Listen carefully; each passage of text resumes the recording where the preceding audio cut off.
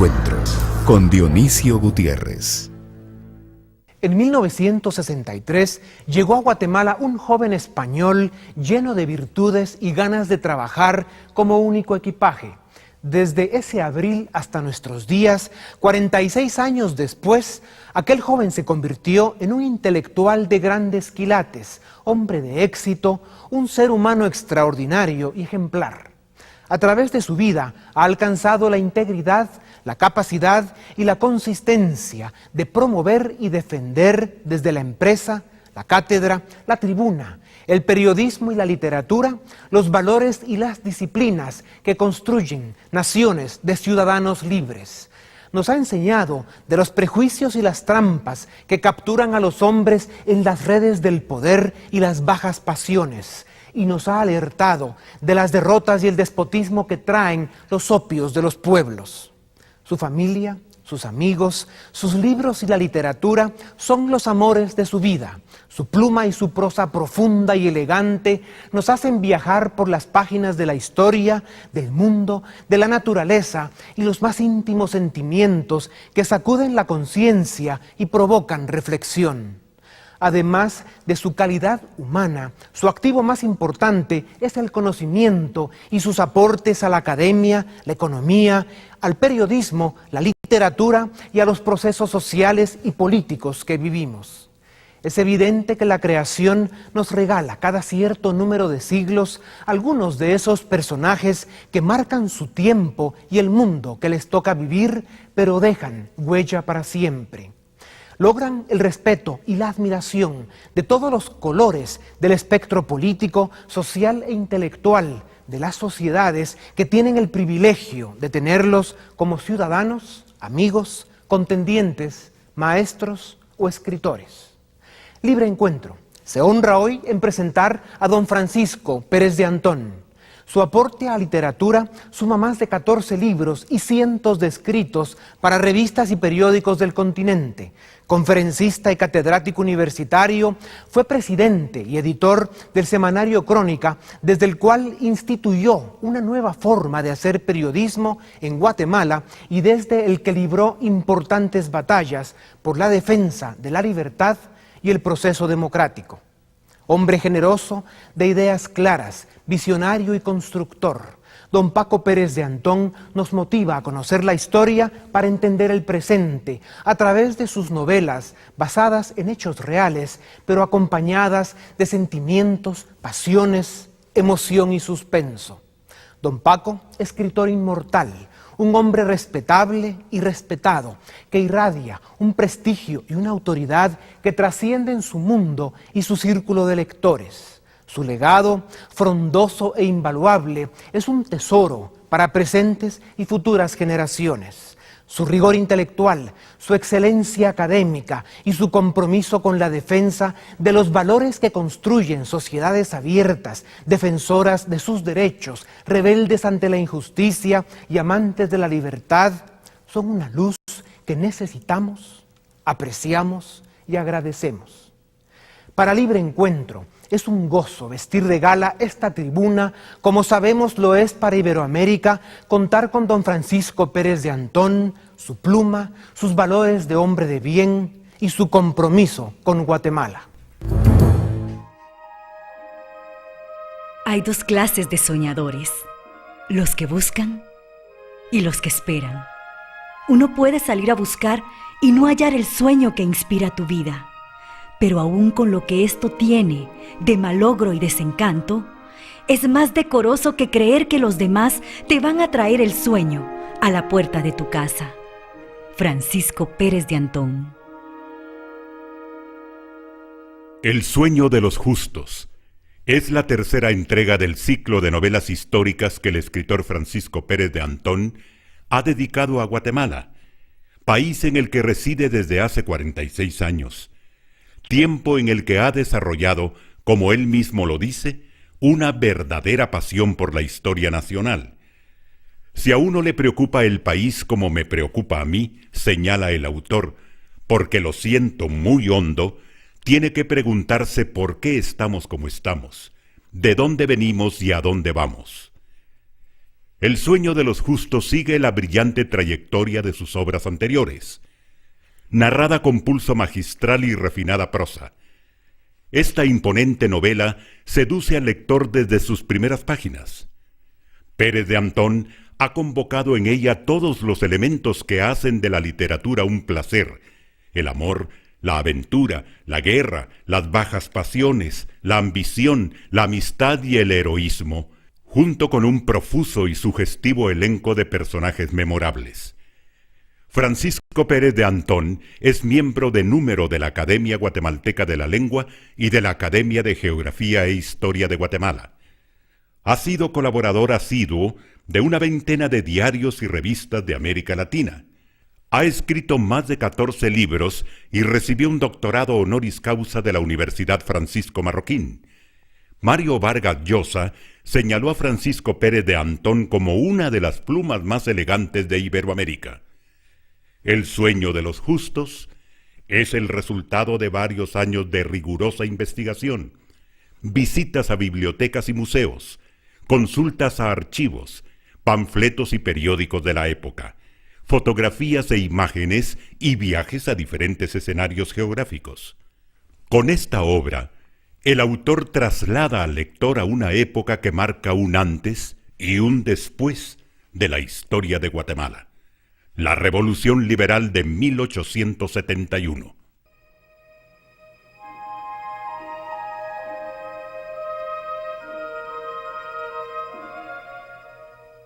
No creo en las maldiciones bíblicas, pero si hay una que está cerca de serlo, es la de que los sueños de los hombres no se cumplen a cabalidad.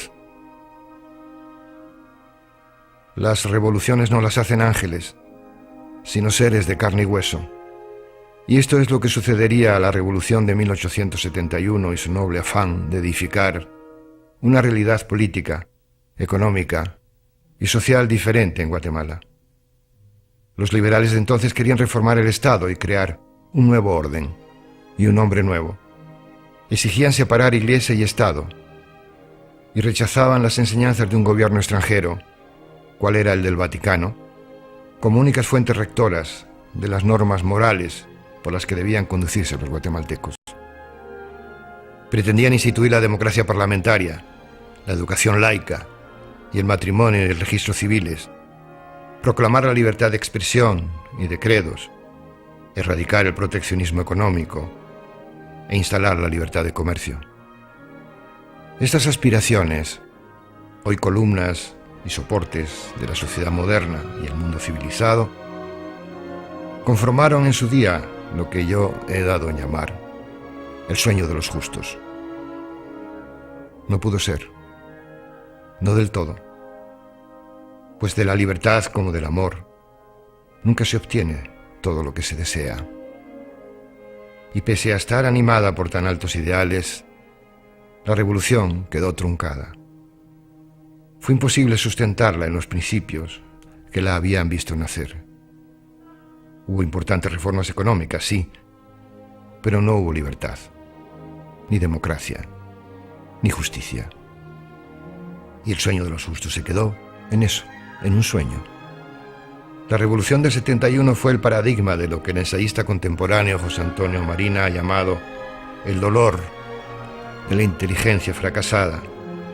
Esa inteligencia que no nos permite entender qué nos sucede o por qué no logramos ser la nación exitosa que anhelamos.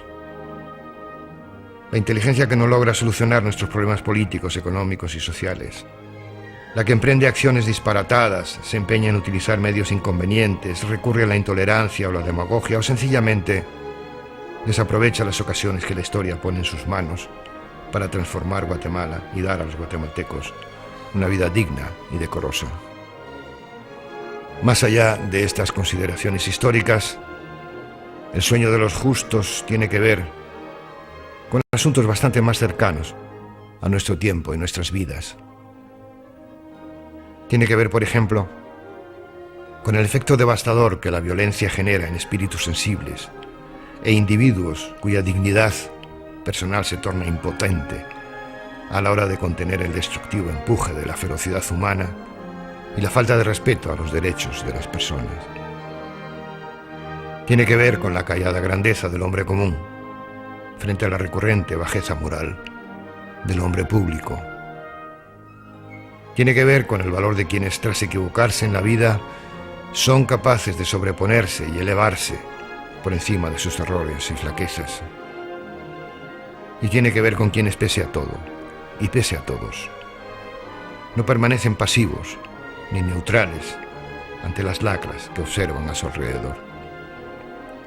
Las pasiones de los hombres son independientes del espacio y el tiempo, de ahí que nuestros problemas sigan siendo muy parecidos a los de 1871. Hay una explicación, según creo, y es de orden cultural. Somos hijos de la contrarreforma romana, represiva, inquisitorial, con manías persecutorias y obsesionada con suprimir al adversario. Somos vástagos del absolutismo monárquico, soberbio, inapelable, monopolista y repartidor de favores y privilegios. Somos herederos, en fin, del militarismo bonapartista, dictatorial, expeditivo, incuestionable, surgido a raíz de la independencia de España. Son ellos rasgos de una cultura que todavía nos atenaza y ahoga en el siglo XXI. Una cultura que es preciso cambiar, como lo intentaron los liberales del 71, mediante el esfuerzo de todos los que pensamos que el sueño de los justos, que es el sueño de la libertad, la paz y la justicia, es todavía posible en Guatemala. Dionisio Gutiérrez y Libre Encuentro se honran en presentar al empresario, periodista, editor, catedrático universitario y escritor, pero ante todo, y como le califican quienes le conocen, un extraordinario ser humano, don Francisco Pérez de Antón. Bienvenidos a Libre Encuentro. Hoy tenemos un programa de gala. Está con nosotros el ingeniero Francisco Pérez de Antón. Él es empresario, periodista, escritor, un gran humanista que desde 1963 deleita a Guatemala de su riqueza intelectual, de su capacidad literaria y de muchas dotes de hombre de bien. Paco, bienvenido a Libre Encuentro. Muchas gracias. Es un gusto tenerte por acá. Ronald Flores también nos acompaña. Él es licenciado, escritor, representante de una nueva generación de guatemaltecos con inquietud intelectual y con muchas ganas de dar un aporte también a la literatura y al escarbar todas las cosas del conocimiento. Bienvenido, Ronald. Gracias, Dionisio. Estamos acá para hablar de tus libros, especialmente de esa trilogía maravillosa que termina el año pasado con El sueño de los justos.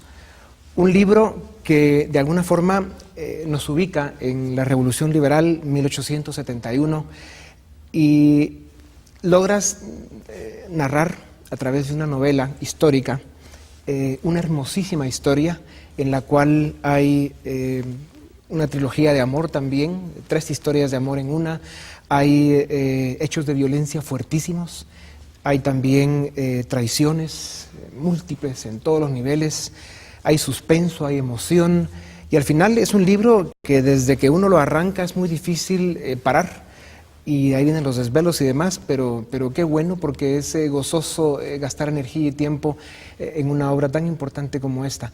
¿Cómo logras, Paco, mantener la emoción y el suspenso en una novela que tiene estas emociones y al mismo tiempo hacer una narrativa histórica siendo muy exacto, muy riguroso en los datos reales de la historia? ¿Cómo se logra ese arte? Bueno, es una cuestión de técnica. La narrativa es todo un arte, pero fundamentalmente es una técnica. Quizás se atiende menos al lenguaje que a la estructura de la novela, ¿no? En este caso, pues hay una narración paralela con 3 narradores, uno de los cuales solo sale al final de la novela, pero el narrador es un personaje que no es el autor, sino es quien cuenta la historia, ¿no?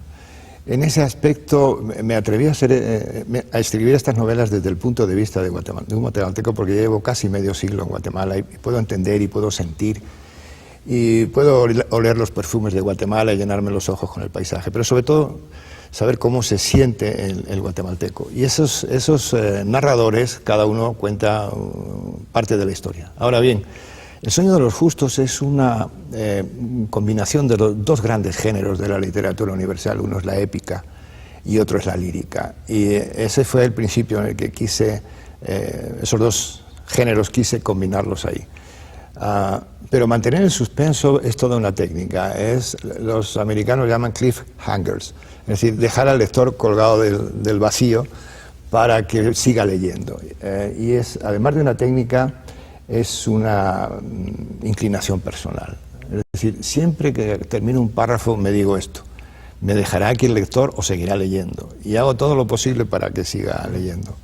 La historia, pues es una historia dramática, pero no son novelas históricas lo que yo escribo, son novelas con un fondo histórico. Todo lo demás es ficción. En este caso es una aventura extraordinaria, y es la aventura de la Revolución de 1871, que es un hecho histórico, para mí, tan importante o más que el hecho de la independencia en 1821. Paco, ¿cómo logras que en el proceso de investigación hay muchos datos de la historia que, si bien están magistralmente introducidos en esa novela, donde lo que hay pues son personajes, emociones, dramas muy fuertes, pero hay rigor en el dato histórico? O sea, hay hechos que se reflejan en tu obra que sucedieron, que fueron parte de lo que se vivió. Y aunque haya, pues eso, ficción en muchos de los dramas que vivieron los personajes, es muy probable que haya habido guatemaltecos que vivieron situaciones muy similares. ¿Por qué proceso de investigación pasaste para llegar a esta obra? Y bueno, ¿cómo fuiste creando las ideas para poner esos dramas en la vida de estas personas que en aquella época, en la realidad, muchos debieron haberla pasado muy mal? Bueno, yo creo que eso se empieza por la experiencia personal. Es decir, los sueños de las personas no siempre se cumplen. Y este sueño fue el sueño liberal, el sueño de la libertad y el sueño de la justicia. Ese es el sueño de los justos, pero que fracasó. Fracasó porque se convirtió en una tiranía que duró pues nada menos que 70 y tantos años, hasta 1944. Hice una investigación muy larga, muy profunda.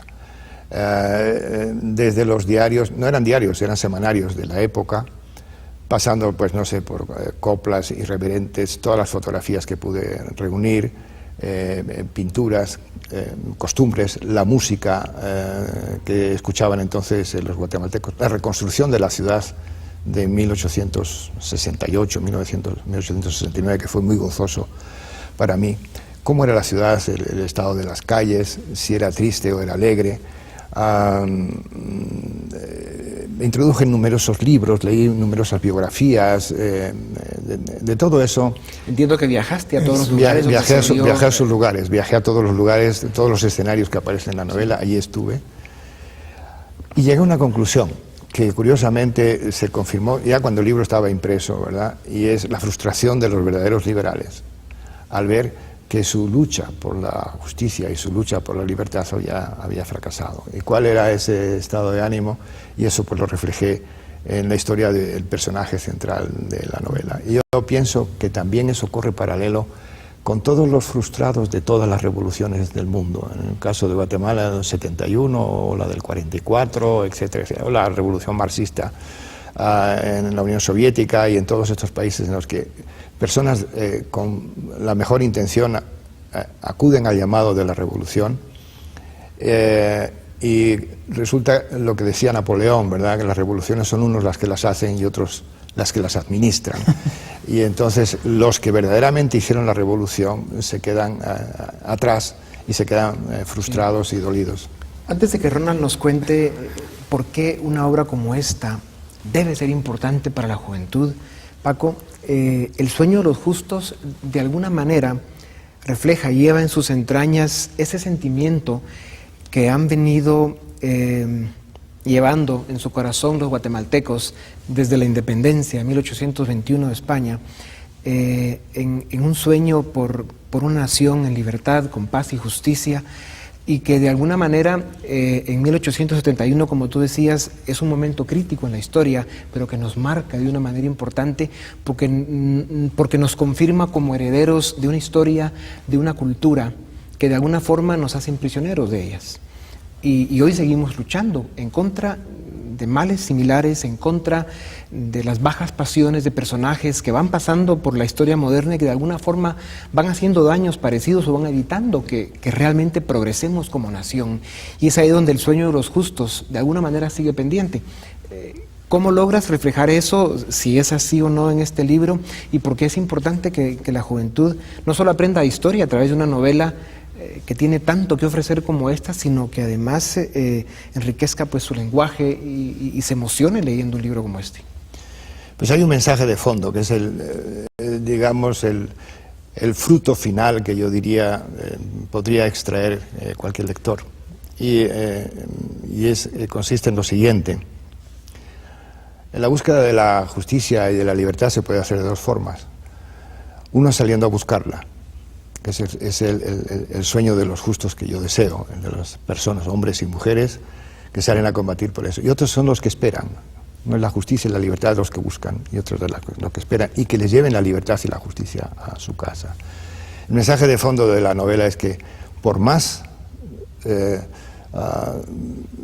frustraciones que uno tenga en esa lucha, es mucho más digna, y por muchas derrotas que tenga, es mucho más digna esa lucha de los derrotados, aunque uno caiga derrotado, que los que esperan a la puerta de su casa que les traigan la libertad y la justicia. Ese es el mensaje de fondo de El sueño de los justos. ¿Por qué la juventud debe leer este libro, Ronald? Bueno, durante el siglo XX había una noción dentro de la literatura que la novela era la madre de todos los géneros, porque compilaba un poco de periodismo, de poesía, de drama o de teatro en los diálogos. Hay reflexión filosófica en mucho de esta novela, como en la mayoría de novelas. Y aparte de eso también estaba el telón de fondo de la historia, los dramas humanos vistos desde, digamos, de la psicología. Y todo esto nos daba un paquete completo para entretenernos y a la vez aprender. O sea, no solo nos educábamos, también nos entreteníamos. Entonces esa era la gran virtud que se mencionaba sobre la novela en general. Esa novela en particular para la juventud guatemalteca es importante porque junta muchas de estas reflexiones filosóficas, históricas, estos, digamos, debates internos existenciales sobre uno mismo, cuál es la misión de un individuo en el mundo enfrentado a los males tradicionales que nos hemos enfrentado como humanidad desde el inicio. Y pues nos necesitamos conocer nuestra historia y conocerla de una forma amena. Sí. Y explora también cómo fue la participación de la juventud en esa época, porque la historia confirma que fueron muchos jóvenes los que se jugaron la vida y muchos la perdieron en esa etapa de la historia de Guatemala. Paco, ¿cuánto ha cambiado Guatemala a partir de la revolución de 1871? Muchísimo. Lo que no hubo en 1871 fue la revolución política que se buscaba. Hay que pensar en que antes del 71, entre 1821 y 1871, pues existen las guerras intestinas en todo Centroamérica, existe el triunfo de los conservadores y se preserva el sistema colonial, que era el llamado antiguo régimen, que consistía en un trípode de poder que estaba conformado por el rey, por lo menos en Europa, la aristocracia y el clero. En Guatemala también existía eso, estaban los funcionarios de la corona española, estaba una aristocracia sin título y el clero que era omnipotente y estaba omnipresente porque participaba en la administración pública, participaba en el Congreso, había diputados, hubo presidentes del Congreso que eran clérigos. La idea de la revolución no es de Justo Rufino Barrios, la idea de la revolución es de un intelectual de primer orden que se llamaba don Miguel García Granados. Pero don Miguel García Granados, entre ellos dos hay un conflicto muy grande. Rufino Barrios tiene 36 años, don Miguel García Granados tiene 68. Uno venía de una educación en Estados Unidos y en Inglaterra, el otro venía del pueblo, se llamaba a sí mismo hijo del pueblo. Miguel García Granados ya era un hombre mayor, ya estaba cansado. Y parece ser que también, según la historia, tenía algo de desidia por las cosas, ¿no? Dejaba laissez-faire, laissez-passer, ¿no? Ante eso, Justo Rufino Barrios toma el poder y hace su revolución. Y su revolución fundamental es apartar el clero del poder. Con lo cual se desplaza una estructura de poder que era la de la Iglesia y penetra otra nueva, que es la del ejército, y que es la que va a dominar durante muchos años, muchas décadas, el poder en Guatemala. Pero hace algo extraordinario. El hombre tenía una energía... Muere en 1885, de manera que en 12 años de poder, que él llega en el 73, hace una auténtica revolución económica. Pero, como siempre, las revoluciones las administran otros y él se vuelve un tirano, se corrompe. Es un hombre muy rico, de hecho a su esposa la deja con $10 millones de aquellos años, y unas propiedades inmensas. Era socio de todos los negocios, desde el ferrocarril hasta el transporte marítimo, etcétera, etcétera, ¿no? Pero ese paso es extraordinario porque cambia completamente la estructura económica del país. Unas élites económicas salen y otras élites nuevas entran, y esas élites son los amigos de Justo Rufino Barrios. Se despoja a los indígenas de muchas de sus propiedades comunales para sembrar café, pero sí aparece el ferrocarril, aparece el telégrafo, aparece la educación laica, etcétera, etcétera. Expulsa a los jesuitas, expulsa a las órdenes religiosas y construye un Estado laico, pero bajo el poder de la tiranía. Sin embargo, esa es la apertura. Realmente la novela tiene mucho que ver con el paso del régimen antiguo a la modernidad. No tiene que ver, es eso, es el paso, lo que cuesta pasar de una sociedad tradicional a una sociedad Y esa es la moderna. riqueza de esta novela, vista desde el punto de vista histórico, contada en el marco pues de eso, de una novela donde hay drama humano, donde hay amor, traición y todo lo que al final engancha al lector para que en una forma entretenida, como decía Ronald, aprenda muchas cosas. Ahora vamos a hablar, después de que regresemos de nuestro primer comercial, de qué es lo que no ha cambiado en Guatemala. Pero yo nada más comento antes de irnos, este libro es parte de la trilogía, donde están estos 3 libros, 3 grandes obras. Uno de ellos es Los hijos del incienso y de la pólvora, que fue el anterior a este, y el primero de la trilogía, que es La guerra de los capinegros. 3 obras que juntas pues forman lo que hoy se llama la trilogía de Guatemala. Conocer el pasado para entender el futuro, leyendo a Francisco Pérez de Antón. Regresamos en un momento para seguir con El sueño de los justos.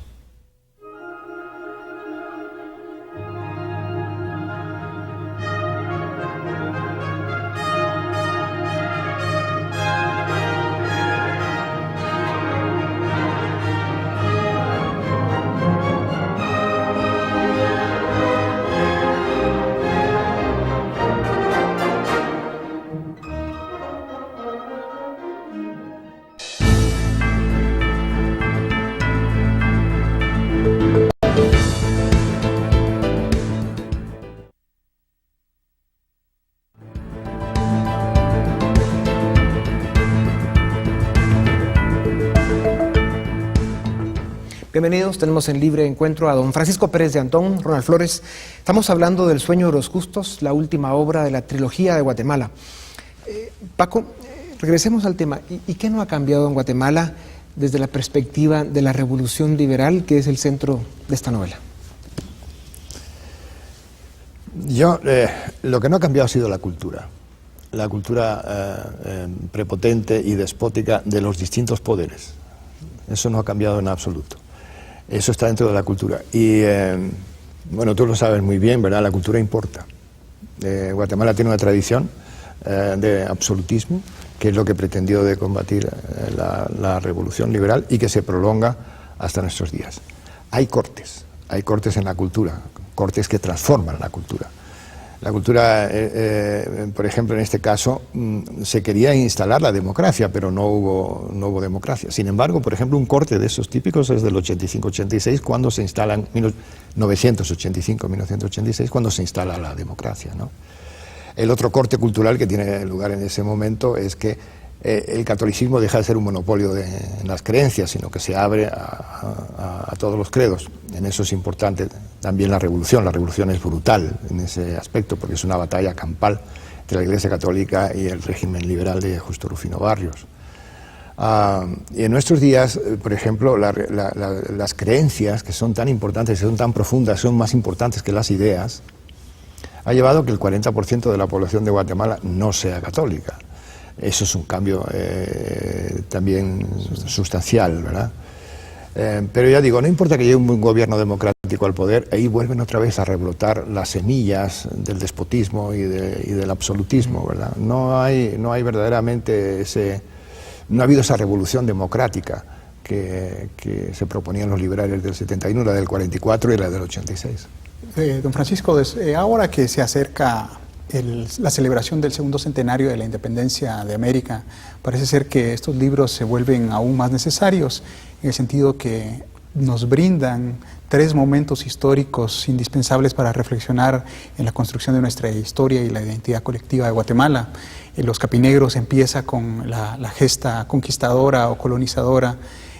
Los hijos del incienso y la pólvora reflexiona sobre el momento, digamos un momento en donde la colonia está consolidada y tiene una crisis, y este libro del sueño de los justos es sobre un régimen transicional, pero hay una como reflexión también de fondo en esto que pregunta Dionisio: cuánto hemos cambiado, cuánto no, y cuánto de la cultura sigue siendo el sustrato común que nos une, a pesar de que haya variaciones en los modelos políticos. Parece ser que seguimos siendo presos de una misma cultura, como lo revelan bastante bien sus libros.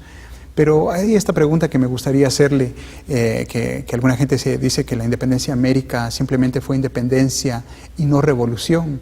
¿Y no sería que esa revolución liberal en 1871 trataba de completar la idea de independencia y revolución para cambiar el régimen antiguo que usted tanto menciona en esto? Totalmente cierto, absolutamente cierto. Lo que quería precisamente José Rufino Barrios era romper con esas cadenas, era romper con el régimen colonial, ni más ni menos. Y yo creo que lo consigue. Lo que ocurre es que el peso de la cultura es tan grande, ¿verdad?, que continúan con el mismo sistema, ¿no? De hecho, bueno, pues vuelve a aparecer otro trípode, ¿verdad? Es una nueva aristocracia, es un nuevo monarca, porque él es el monarca absoluto.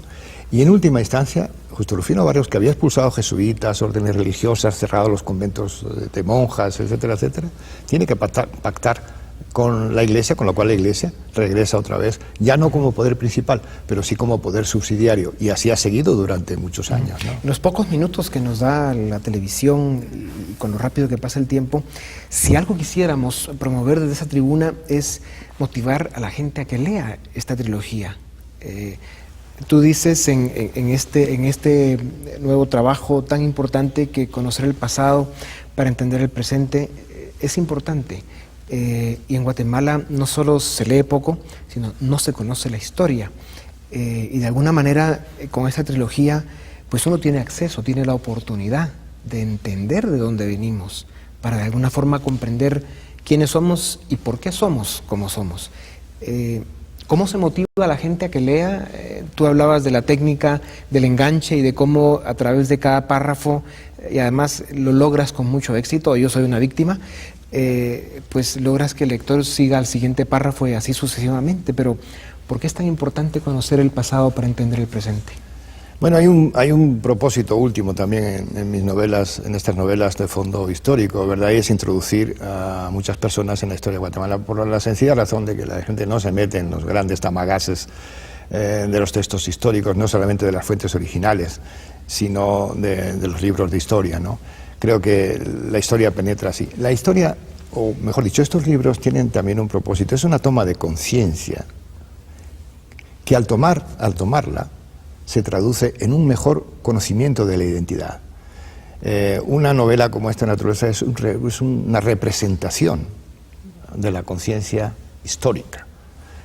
Y como la memoria del guatemalteco es tan corta, pues estas cosas hay que hacerlas siempre, hay que estar constantemente haciéndolas.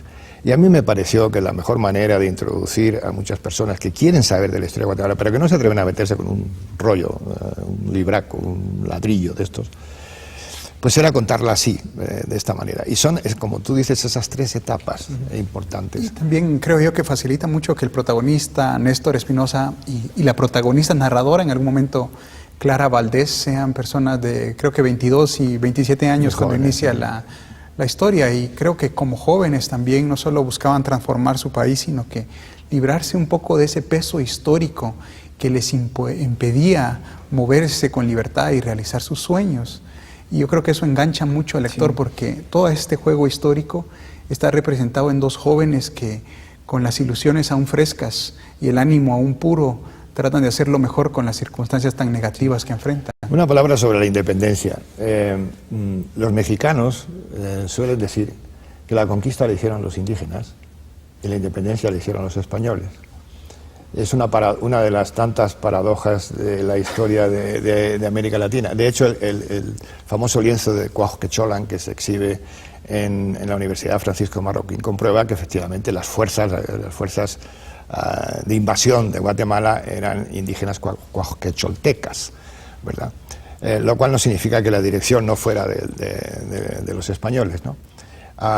Creo que al hacer la independencia los españoles, quiere decir los criollos, porque se llamaban españoles también a los criollos, a los hijos de criollos y a los hijos de españoles, creo que ahí quedó esa herencia del absolutismo monárquico, esa herencia del trípode, ese apego al poder de la Iglesia, no de la Iglesia, de la jerarquía eclesiástica, porque la Iglesia son todos los católicos, ¿no? Es la jerarquía eclesiástica que no es propiamente la Iglesia, sino que es una organización política. Siempre lo ha sido desde Constantino hasta nuestros días. Los discursos, los sermones que oímos, incluso hoy, de los sacerdotes católicos, son de naturaleza política, fundamentalmente política. De manera que los criollos tomaron la herencia del poder absoluto, junto y del brazo con la Iglesia católica, y van constituyendo distintas aristocracias a lo largo de los años.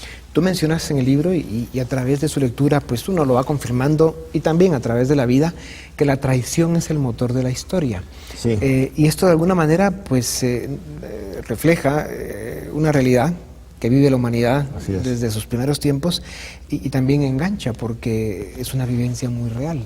Hay dos tipos de tradiciones, hay una la positiva y otra la negativa, porque los grandes hombres de la historia han sido grandes traidores a su rey, a sus creencias, a sus tradiciones, a sus costumbres, desde Jesucristo, que era judío, hasta Napoleón Bonaparte, que traiciona la revolución y convierte en un imperio, Bolívar, que traiciona también a su rey. Esos son los grandes hombres, las grandes traiciones, las traiciones positivas, las de aquellas personas que deciden en un momento reformar el sistema, como lo hizo Justo Rufino Barrios. Y están las traiciones negativas, aquellas que en vez de contribuir al cambio y a la reforma, lo que hacen es retrasarla, dañar a las personas, herirlas, etc. Sí. Lo valioso de esta obra, Paco, es que el momento de la historia de Guatemala que refleja es donde inicia la obra en el gobierno de Serna, la caída de Serna y la llegada de Miguel García Granados y luego pues la toma del poder por Justo Rufino Barrios. Realmente son 20 años de la historia de Guatemala que marcan de forma determinante nuestra historia, porque es un quiebre, es un cambio muy dramático, claro. Y de alguna forma, como hemos dicho, pues hoy somos el reflejo de todo lo que se tejió en esa etapa de nuestra historia. Y por eso esta obra tiene el valor que tiene, como una obra que tiene mucho material histórico y una novela que además es riquísima. Me alegro de que sea así y me alegro también de que hayas captado ese fondo de la novela, ese momento vital para la vida del país, en la que el país empieza a reformarse. Yo me pregunto, me digo dos cosas siempre: ¿qué hubiera sido del país si no hubiera existido la Revolución Liberal? Y también me digo, ¿cuánto debe el país a todos esos hombres y mujeres, a todos esos jóvenes que arriesgaron sus vidas por un ideal? Y que muchos la perdieron. Y muchos la perdieron, efectivamente. Conocer el pasado para entender el presente. Don Francisco Pérez de Antón en Libre Encuentro. Volvemos en un momento.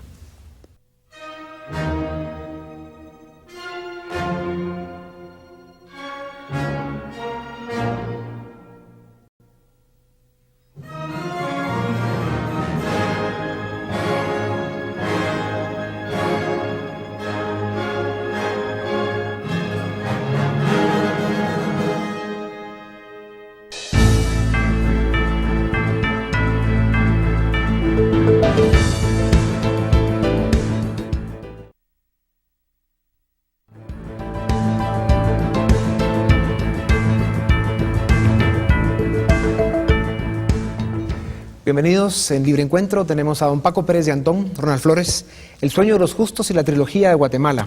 Conocer el pasado para entender el presente. Paco, el sueño de los justos, ¿qué quiere decir eso? ¿Es posible en la Guatemala de hoy? Yo creo que sí. Yo creo que hay muchos hombres justos en el país. y mujeres. Yo creo que hay muchas personas que anhelan la libertad y anhelan la justicia. Yo siento que hay millones de guatemaltecos que sienten el peso de la opresión y que sienten que la justicia no funciona. A mí me parece que esa búsqueda es contemporánea. Hay varios eventos en el libro y yo no he querido adelantar mucho porque lo que queremos es motivar a la gente a que de verdad lo busque y lo agarre, porque es una obra riquísima en muchas artes, pero uno de los personajes de la obra le salva la vida a otro, y luego le devuelve salvándole la vida también, y uno encuentra en muchos de los momentos en la novela como ese, donde está precisamente eso, ¿no? El hombre justo y que lucha por sus ideales, cómo maneja sus lealtades, la amistad y todos esos sentimientos que al final construyen sociedades, familias, naciones. Y al mismo tiempo también se ven las traiciones, como ese amigo, el traidor, que hay una etapa en la novela que cuesta muchísimo que se diga al final quién es el soplón, que le llaman... no lo digas. Sí, no lo decimos. Sí, no lo van a y entonces realmente... El libro tiene muchísima riqueza de eso, de emociones. Hay momentos en que lo hace a uno reír, saca las lágrimas y luego el suspenso es importante. Y por eso este libro presenta a través de sus páginas, pues eso, ¿no? La lucha por los ideales, de la libertad, la paz y la justicia. Y por eso yo te preguntaba, ¿es posible ese sueño en Guatemala todavía? Sí, yo creo que sí. ¿Tú qué crees? Pues es indispensable mantener los sueños vivos. Y es también una cuestión que me quería preguntarle, disculpe Paco, pero esta intertextualidad con la vida es sueño, ¿verdad? Esta idea de que también es un poco ficticia o que también vivimos de los sueños y también debemos pasar a la acción.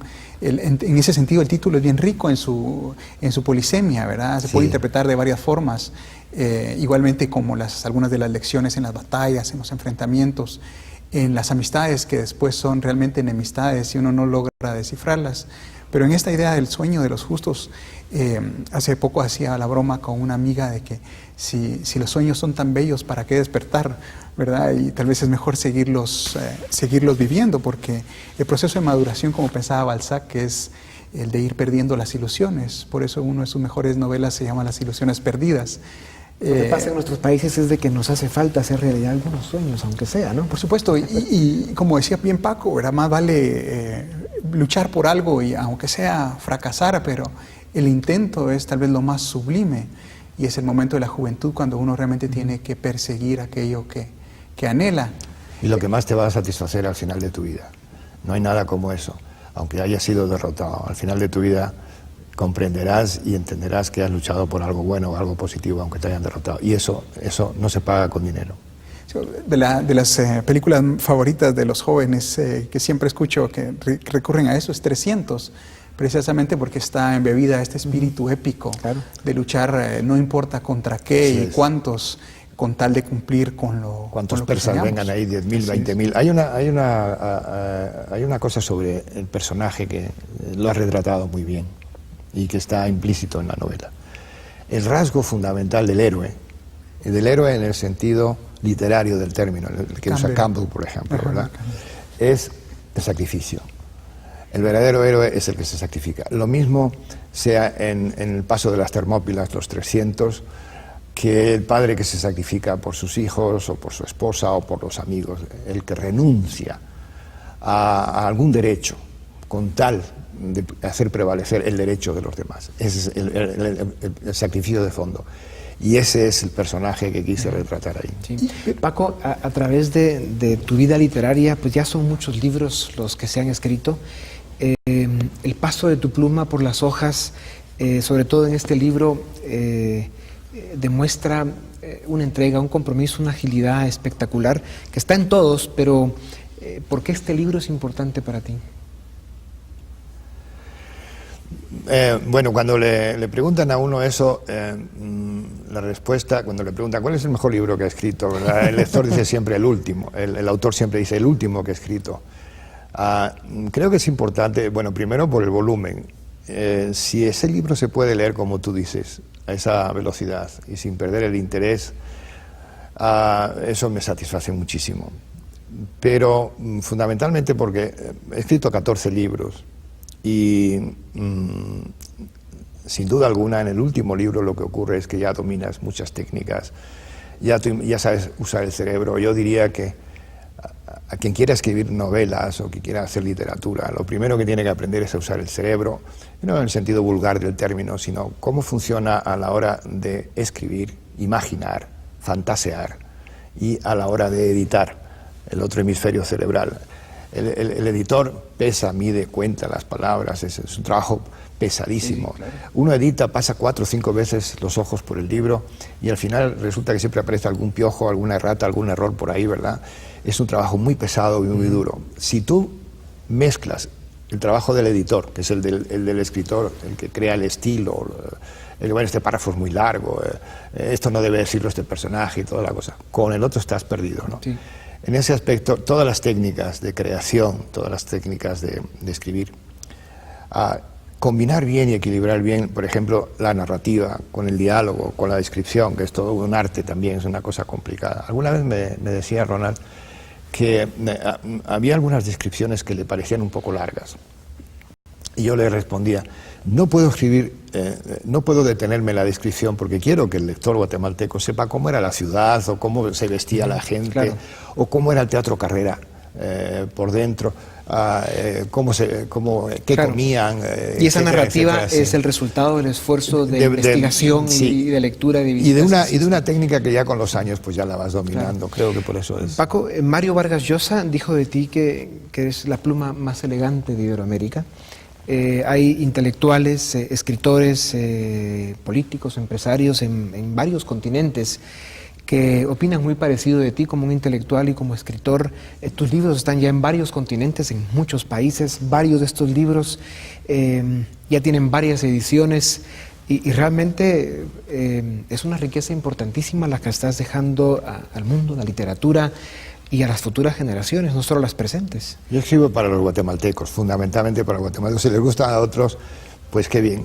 Ahora yo quería aclarar un poco eso, ¿verdad? Cuando empecé a escribir de muy adolescente, pensaba que escribir era hacerlo bonito. Era casi todos empezamos escribiendo poesía, ¿verdad? Jugar con las palabras, buscar la polisemia del lenguaje, ¿verdad?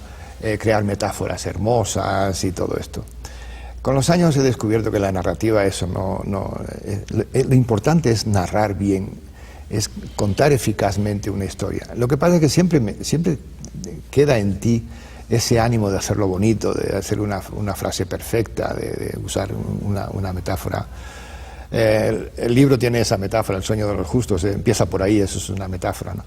Pero narrar es importante, narrar bien es importante, dominar la técnica es importante. Yo he estado de jurado en varios premios de novela Mario Monteforte Toledo, ¿no? Y he descubierto esa debilidad. En Guatemala hay muchísimos jóvenes, hombres y mujeres, que escriben maravillosamente bien, pero no dominan la técnica de la narración. Y yo les diría a ellos que lo más importante es estructurar bien el relato, saber equilibrarlas, que lean mucho sobre ese particular, ¿verdad? Porque escribir bien no basta. Tienes primero que decir cosas importantes y segundo tienes que crear ese equilibrio. Me preguntan cómo escribo estas cosas. Bueno, yo hago un esquema que es de 1 página o 2 páginas. Ahora este fulano hace no sé qué, el otro va para allá, el otro se casa con no sé quién, el otro no sé cuál, y empiezo así. Pero ese esquema va evolucionando y hago 50 esquemas a lo largo de toda Y entonces lo que ocurre es eso, ¿verdad? Que voy buscando el interés del lector, el que no me deje, el que, si el protagonista se ha quedado colgado del barranco del incienso, ¿verdad? Ahí lo dejo, ¿verdad? Para que siga leyendo en el siguiente capítulo. Sí. y así sucesivamente. Uso menos, ahora lo que estoy escribiendo sí uso más guatemaltequismos, más chapinismos, ¿verdad? No sabemos cómo hablaban, no sabemos. En los libros que consulté resultaba que lo que decían era casi incomprensible, las frases y todo esto, ¿no? Entonces uno tiene que inventar muchísimas cosas, sobre todo jugar mucho con el lenguaje y que no parezca un lenguaje ajeno. Pero yo escribo, como digo, desde el punto de vista del guatemalteco. Quiero que el lector entienda que eso es Guatemala, o era Guatemala en esos años, que ese era el drama. Sí, por eso es tan importante insistir que hay que conocer el pasado para entender el presente. Volvemos en un momento para seguir con Libre Encuentro y don Paco Pérez de Antón.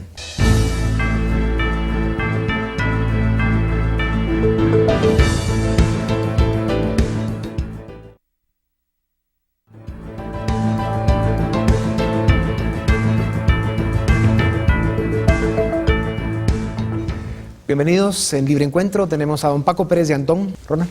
Sí, había una duda que tenía que preguntarle. En esa trayectoria que usted tiene, hay una gran lección para los que quieren empezar a escribir. Usted empezó como periodista, después haciendo artículos breves, concisos, sustanciosos, después se extendió por el cuento y ahora la novela y ahora esta gran novela. ¿Qué me puede decir sobre eso, don Francisco?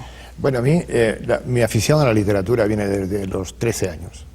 Me introduje en ese, nunca dejé de leer y nunca dejé de escribir aunque no publicaba.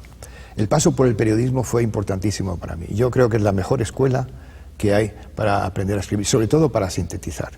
Aún hoy, cuando escribo, recuerdo efectivamente todo lo que aprendí en ese momento. Pero hay algo que me apasiona, es buscar la palabra precisa, la frase redonda, apretar los textos lo más que puedo. Y sí, efectivamente, es una carrera larga. Y como dicen que la novela es un género de madurez, pues nunca me había atrevido a escribir una cosa así como esta antes. Es que bueno que se atrevió. Sí, pero este es el proceso, es correctísimo. Es decir, este es un oficio de vanidades, hay que decirlo, ¿verdad? Y entonces hay muchas personas que escriben una cosa y dicen, qué maravilla, aquí al Nobel nada, es un salto, ¿no? Pero no, es una carrera muy larga, es una carrera muy difícil y sobre todo consume muchísimas horas de soledad. La persona que empieza a escribir tiene que saber vivir con su soledad y saber que tiene que trabajar a veces muchísimas horas diarias. Pues qué bueno para Guatemala que don Paco Pérez de Antón esté con nosotros porque qué regalazo. Por supuesto. ¿No? Hay dos clases de soñadores, los que buscan y los que esperan. Ya sabemos de cuáles eres tú. Muchas gracias por estar con nosotros. Gracias a ti, gracias por haberme invitado a este programa y por haber podido compartir algunas ideas sobre la literatura. No, muchas gracias. A ti, Dionisio. Con ustedes volvemos la próxima semana. El sueño de los justos. Conocer el pasado para entender el presente, importantísimo. No se lo pierdan. Hasta pronto.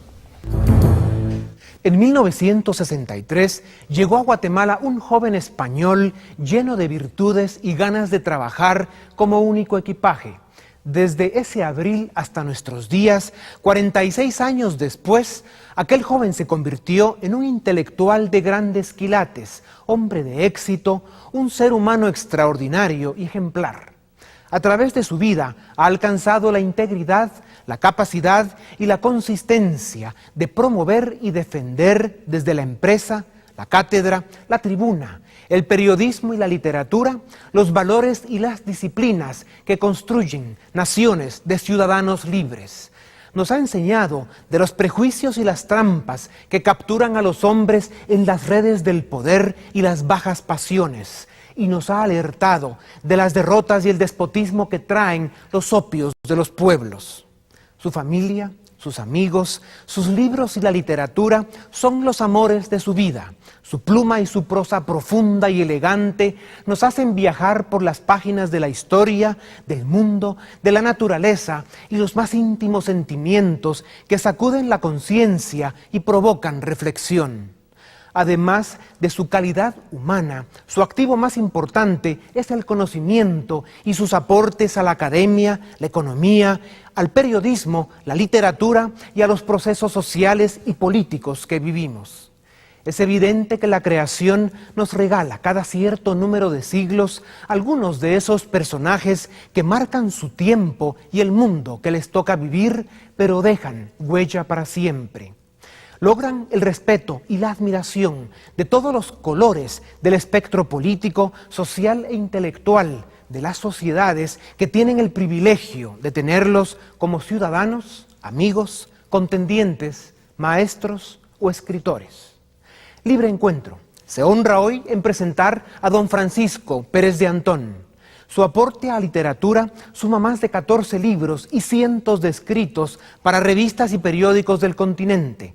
Conferencista y catedrático universitario, fue presidente y editor del semanario Crónica, desde el cual instituyó una nueva forma de hacer periodismo en Guatemala y desde el que libró importantes batallas por la defensa de la libertad y el proceso democrático.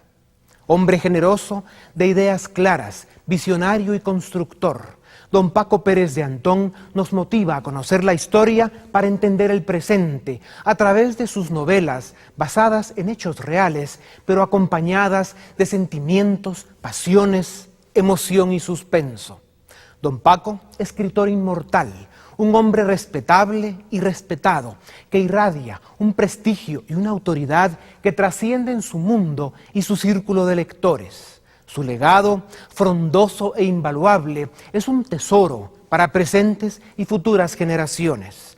Su rigor intelectual, su excelencia académica y su compromiso con la defensa de los valores que construyen sociedades abiertas, defensoras de sus derechos, rebeldes ante la injusticia y amantes de la libertad, son una luz que necesitamos, apreciamos y agradecemos.